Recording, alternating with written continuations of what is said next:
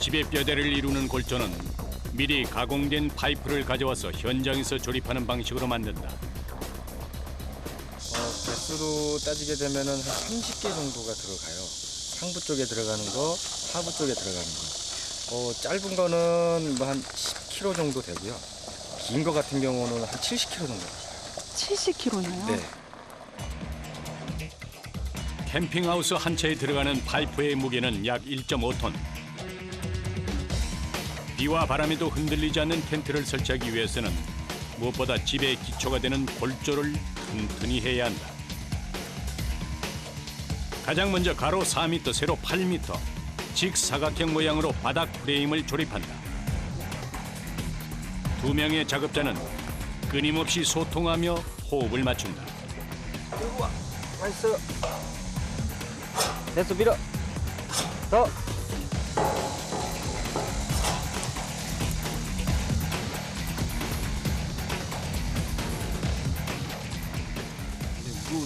그렇죠. 조금 버겁죠. 힘들기도 하고 차곡차곡 천천히 해야지. 그렇지 않으면은 지쳐서 일을 못 해요. 무거운 철제 파이프를 옮기는 작업이 계속해서 이어진다.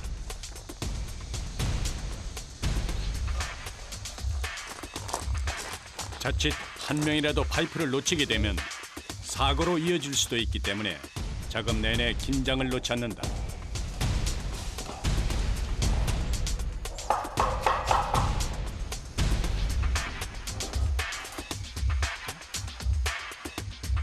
총 글램핑을 몇 동을 설치하고 계신 거예요? 여기 현장은 5개 동. 바닥이 반듯하게 자리를 잡아야만 좋은 집이 세워질 수 있다. 약 2시간의 반복 작업 끝에 캠핑하우스의 바닥 틀 조립 작업이 끝났다.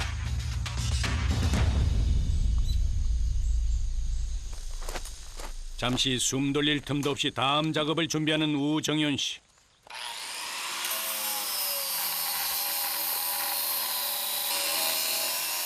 시멘트로 만든 주춧돌을 다듬기 시작한다. 비록 주거용 집은 아니지만 정성과 노력은 일반 집을 짓는 것만큼이나 많이 들어간다.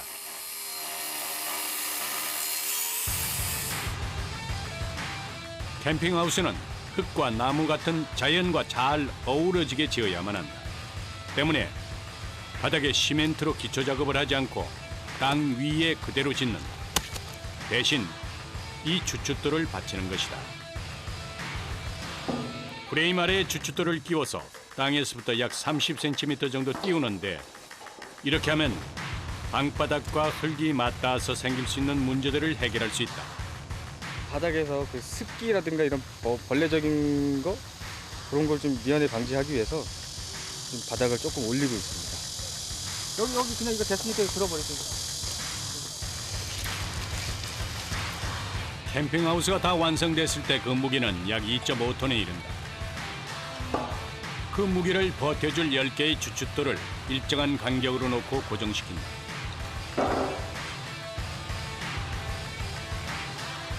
주춧돌은 캠핑하우스의 가장 아랫부분에서 대들보 역할을 단단히 해줄 것이다. 네. 바닥 올리기까지 작업을 마친 후 좀만 더 위에 밀어봐요. 더 스톱. 한참을 서서 뭔가를 들여다보는 우정윤 씨. 바닥 프레임에 수평이 맞는지 확인하는 것이다. 수평이 이루어져야지 모든 게 깨끗하게 나오고 보기도 좋은 거죠. 예를 들어서 가구를 놓으면은 가구가 똑바로 돼야 되는 상황인데 수평이 안 맞으면 가구가 이렇게 틀어진다고요. 그럼 문짝도 안 맞고 하니까요. 캠핑하우스를 지을 때 가장 까다로운 일이 바로 수평을 맞추는 것이다. 현장마다 토질도 다르고 경사도도 제각각이라 털을 잡기까지 오랜 시간이 걸린다. 하지만 무엇 하나 대충 넘어가는 법은 없다. 바닥이 어느 한쪽으로 기울어지지 않도록 구멍을 내서 높이를 맞춘다.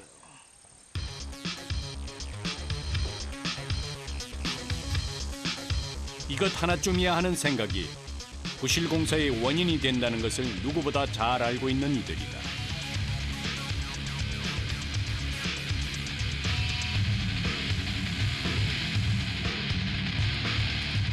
바닥 프레임을 정확히 맞추고 나면 벽 역할을 해줄 파이프를 연결할 차례다.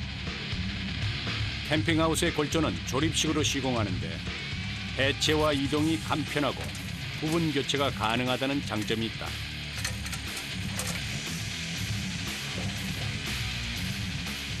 이어지는 고공 작업, 지붕 골조를 연결하는 것이다.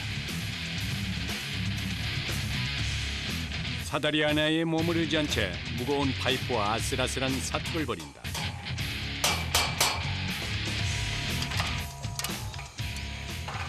꼭대기까지 높이는 한 3.5m 정도 돼요. 힘으로 따지면은 제일 힘든 시간이에요. 높은 데서 작업을 하게 되면은 위험하고 또 불안하고 또 무서우니까 힘을 쓰고 싶어도 자꾸 정신이 딴 데 갈 거니까 제일 힘들죠. 파이프가 조금이라도 어긋나면 치수가 맞지 않아서 조립이 되지 않는다. 작은 오차라고 해서 간과하고 그냥 넘어가면 나중에는 크게 벌어져서 결국 작업을 다시 해야 하는 일이 생긴다.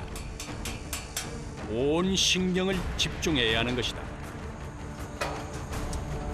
파이프가 서로 연결될수록 무게는 더욱 무거워지지만 어디로도 물러날 곳은 없다. 작업이 끝날 때까지 버티고 서 있어야만 한다. 한 3배 정도는 더 무거운 것 같아요. 지상에서 올라가가지고 무겁다고 놔버리게 되면 다른 동료가 다쳐요.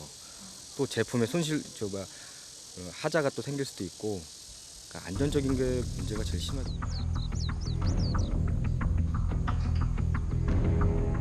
무거운 골조를 들고 나사를 풀었다 조였다 하는 일을 수백 번 반복한다.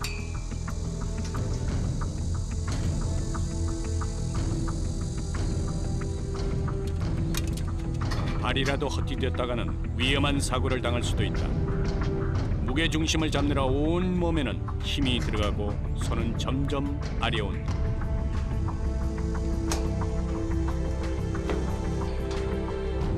가을이 오는 길목이라고는 하지만 내리쬐는 태양은 뜨겁기만 하다.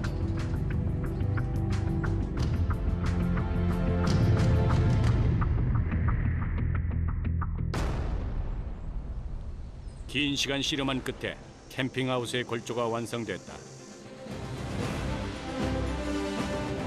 이것이 집의 기본 틀이 된다. 치열한 땀과 인내의 결과로 집이 서서히 모습을 갖춰나간다. 작업을 하다 보면 하루에도 몇 번씩 옷을 갈아입어야 할 정도로 땀으로 범벅이 된다. 이럴 땐 시원한 얼음물 한 모금으로 뜨거워진 몸을 식힌다. 먹었어요. 누군가에게 캠핑의 추억을 만들어주기 위해서 전국을 돌아다니는 이들. 정작 이들은 가족과 여행 한 번 가기가 어렵다. 일하는 모습을 자주 봐서 힘은 들어서 뭐 마음 아프다 하긴 하는데, 그래서 뭐 다치지 않고 하니까 좀 많이 믿는 편이죠.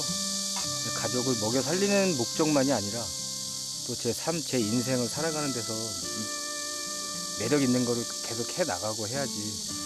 굳이 물론 가족을 위해서겠지만 제 꿈을 위해서라도 저는 이 길을 계속 가고 계속 매력이 빠져드는 것 같고. 가족과 꿈은 힘들 때마다 다시 일어설 수 있는 원동력이 된다.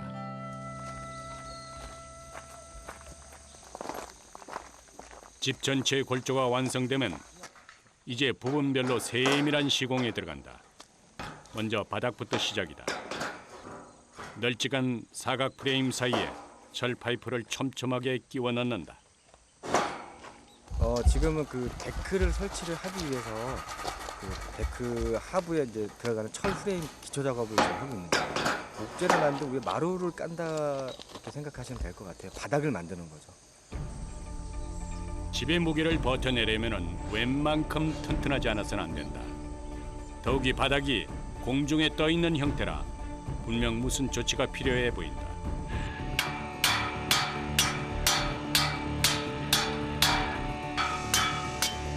긴 철제 파이프 사이사이에 수직으로 또 다른 파이프를 박아서 고정시키는 작업. 지지대를 만들어주는 것이다. 이렇게 하면 긴 파이프에 실리는 힘이 분산돼서 보다 튼튼한 바닥을 만들 수 있다.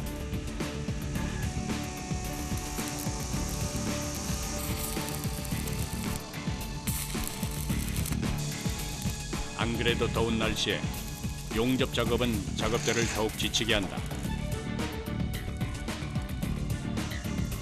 그런데 그때 가슴을 철렁하게 하는 돌발 상황이 발생했다. 땀이 많이 나서 용접하다 보면 젖어서 전기가 와요. 아, 전기가 오셨어요? 네.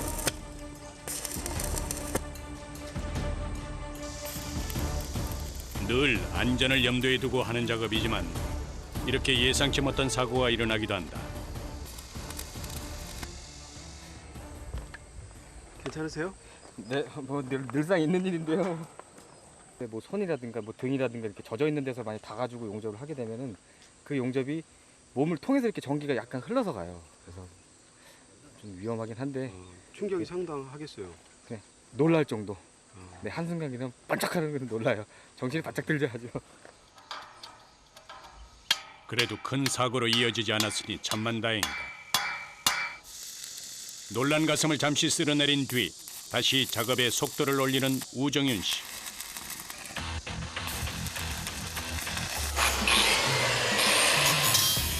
용접한 파이프를 길이에 맞게 자르기 시작한다.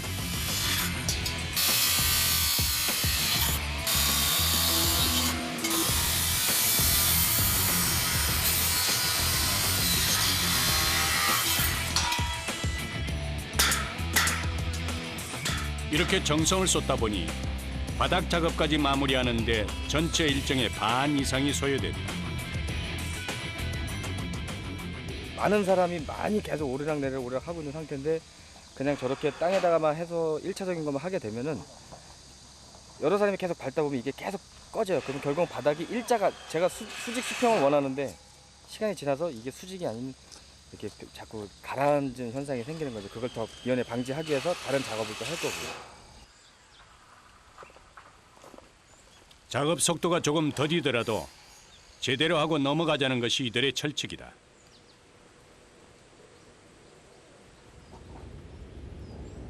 한낮에는 뜨겁게 햇빛이 내리쬐더니 어느 순간 하늘이 잔뜩 찌푸려 있다. 심상치 않은 가운데 작업자들도 바빠진다. 비가 오면 감전이나 안전사고의 위험이 높아지기 때문에 서둘러 작업을 중단해야 한다. 정해진 시공 일정대로 가면 좋으련만 이렇게 날씨가 회방을 놓는 날엔 어쩔 도리가 없다. 네, 현재로서는 지금 비상입니다. 비상. 바깥에서 이렇게 현장 일을 하거나 아니면 물건 쪽에 있는 사람들은 비가 많이 와서 피해보거나 화가 나거나 뭐 그런 게 되게 많아요.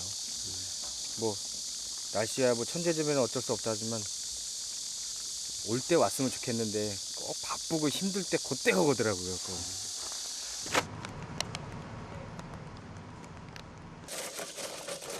행여 빗물이 스며들지는 않을까. 마지막까지 자재를 점검하는 작업자.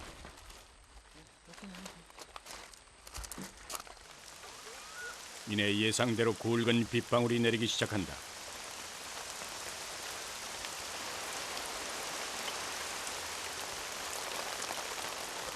마음이 편치는 않지만 오랜만에 작업자들에게도 휴식 시간이 주어졌다.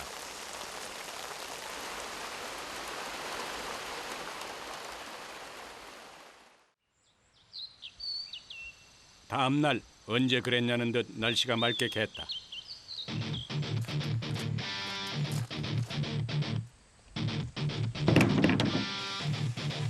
저거 날라야지. 비 때문에 손해본 반나절의 시간만큼 작업자들은 조금 더 부지런히 움직인다. 기초 작업을 했던 바닥 프레임 위에 널찍한 합판을 깔아서 빈 공간을 채운다.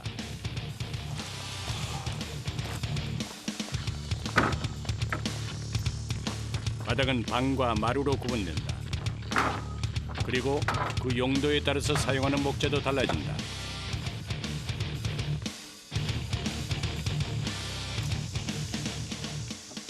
바깥쪽 같은 경우는 이제 그 햇빛이라든가 바람에 이런 데 노출돼 있기 때문에 거기에 걸맞는 목재를 갖다 깔아주는 거고요.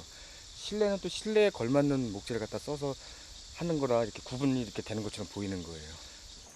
바깥쪽 같은 게 지금 여기에 있는 거는 이제 실외용으로 많이 쓰고, 쪽에다가 쓰는 이 합판 같은 경우는 이음새 부분을 최소화해서 바닥에서 올라오는 습기 또는 바닥에서 조금이라도 올라올 수 있는 그런 바람적인 거, 부수적인 뭐 벌레적인 거 그런 부분을 최대한 억제를 하고, 또 방바닥 같은 개념으로 인해서 좀 경고성도 있고 그다음에 또 외부적인 것도 있어서 이렇게 구분을 주는 거예요. 외부에 노출되는 목재의 경우 비나 눈과 같은 습기가 닿으면 썩을 수가 있다. 때문에 마루가 될 부분은 방부 처리가 된 목재를 사용한다.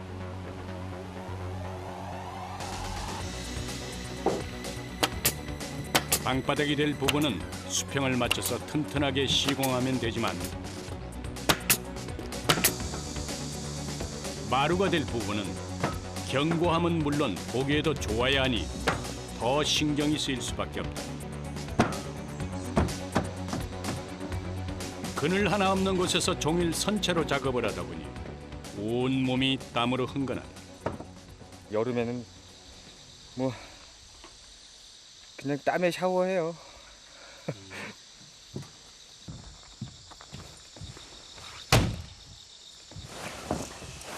이제 골조와 바닥은 완성됐으니 내부 시공에 들어갈 차례다.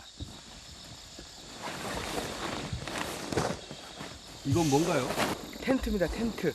이제 이게 그 실질적인 이제 집이 되는 거죠, 집. 가로 세로 4m의 텐트. 평수로 치면 약 5평 남짓한 방이 만들어질 것이다. 텐트에는 수십 개의 클립이 달려 있다. 클립이 달린 끈과 끈을 연결해서 프레임에 텐트를 단단히 고정시킨다. 순서가 있을 것 같은데요. 네, 제일 가운데 중앙, 일명 이제 용머리라고 얘기를 하는데요. 그쪽 부분을 위에서부터 차곡차곡 밑으로 해서 해야지 밑에서부터 반대로 올라가는 거는 일이 안 되는 거거든요. 지붕부터 시작해 벽, 바닥 순서로 약 50개의 클립을 연결한다. 너무 팽팽하게 당기면 원단이 늘어날 수도 있고 그렇다고 너무 느슨하게 묶으면 모양이 제대로 잡히지 않는다. 그 어느 때보다 힘 조절이 중요한 순간이다.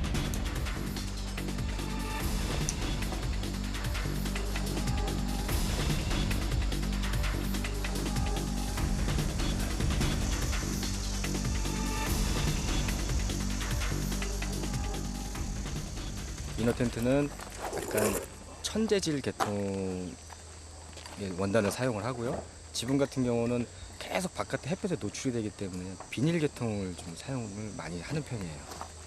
화재가 혹시 났을 경우 좀 사고가 크게 날 수도 있기 때문에 아예 미연에 방지를 하기 위해서 아예 방염 처리를 아예 해가지고 나오는 제품이에요. 캠핑하우스를 시공할 때 보통 텐트는 이중으로 친다. 안쪽에 설치하는 텐트가 실질적인 집이라면 바깥에 치는 텐트는 지붕 역할을 한다.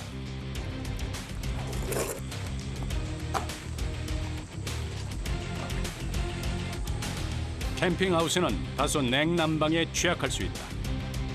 텐트를 이중으로 치는 것은 이와 같은 단점을 보완하기 위한 방편이기도 하다. 외부 텐트는 자외선이나 비바람으로부터 실내를 보호하고 텐트와 텐트 사이에 공간을 만들어서 통기성을 좋게 한다.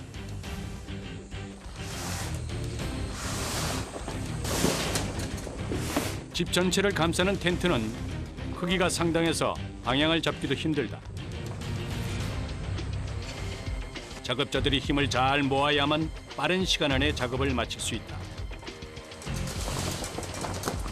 지붕 위에서 축 늘어진 텐트는 무게가 두세 배 더 무겁게 느껴진다.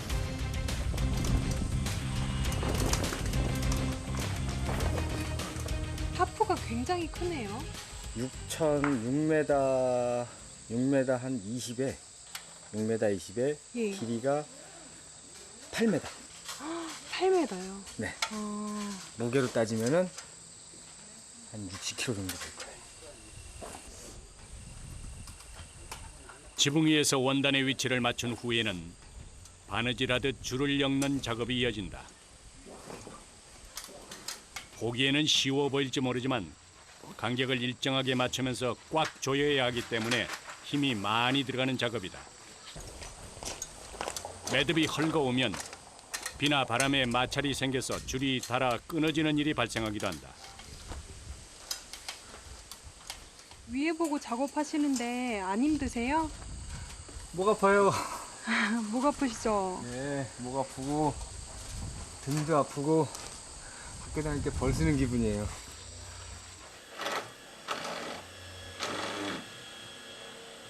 지루하리만큼 계속되는 반복 작업.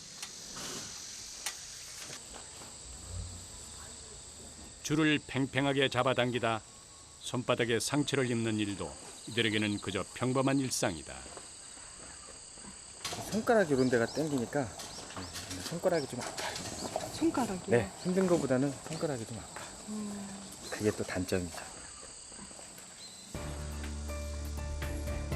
오랜 인내와 노력 끝 깔끔하게 작업이 완성됐다.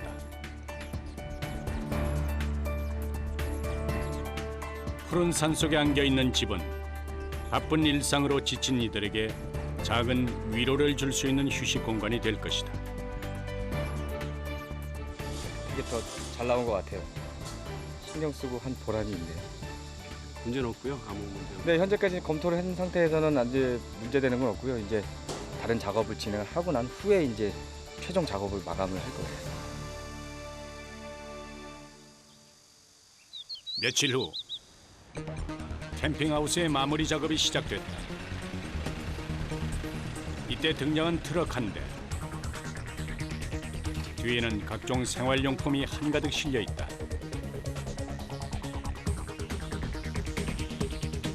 살림살이들이죠. 집기류 이런 것도 다 소모품에 다 들어가요. 그러니까 모든 게 다 구비가 돼 있다 보시면 돼요. 화장대부터 침대, 탁자 등 8가지 가구가 텐트 안에 들어간다. 캠핑하우스는 밖에서 보면 대형 텐트처럼 보이지만 그 안을 들여다보면 집과 똑같다. 때문에 가구부터 시작해서 각종 생활용품, 소모품을 조화롭게 배치하는 것까지 캠핑하우스를 짓는 이들이 해야 할 몫이다.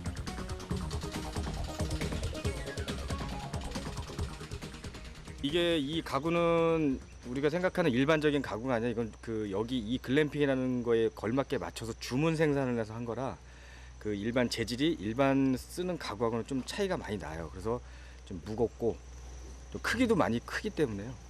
상대적으로 조금 무게는 많이 나가요. 그리 넓지 않은 공간이기에 꼭 필요한 것만으로 방안을 채운다.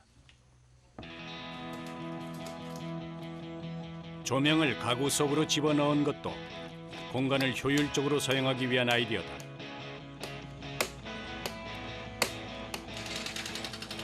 작업자의 손이 닿을수록 캠핑하우스가 점점 안락한 모습으로 모양을 갖춰나간다.